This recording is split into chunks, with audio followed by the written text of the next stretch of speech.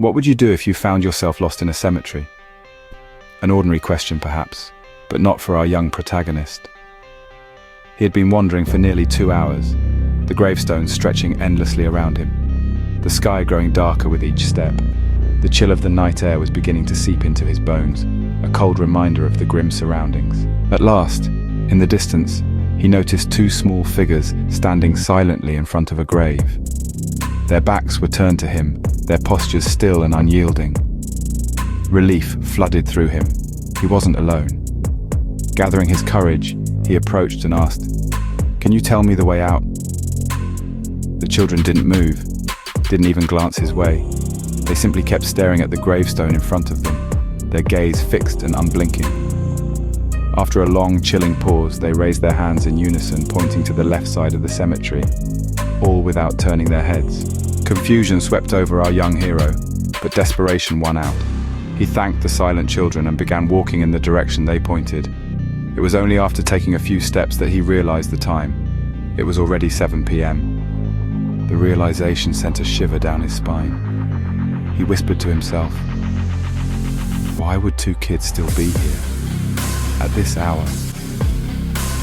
As the boy continued his journey through the sea of gravestones, his mind began to spin with questions. Who were those children? Why were they there so late? And why didn't they speak or even turn to look at him?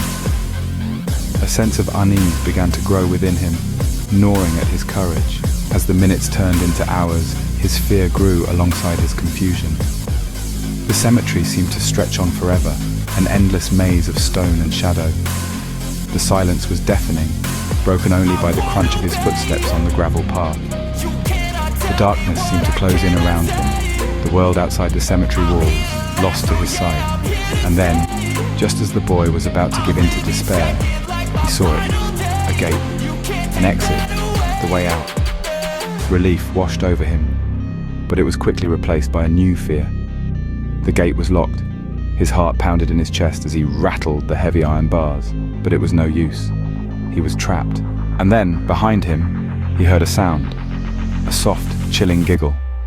He turned slowly, every instinct screaming at him to run, but he couldn't. His eyes widened as he saw the 2 children once again. But this time, they were not silent. This time, they were not still. And this time, they were not alone. As the laughter echoed through the night, the scene fades to black. What will happen next? Will our young hero find a way out of the cemetery? Or will he become another lost soul, forever trapped in this endless maze of stone and shadow? Only time will tell. And as we all know, in a place like this, time has a way of standing still.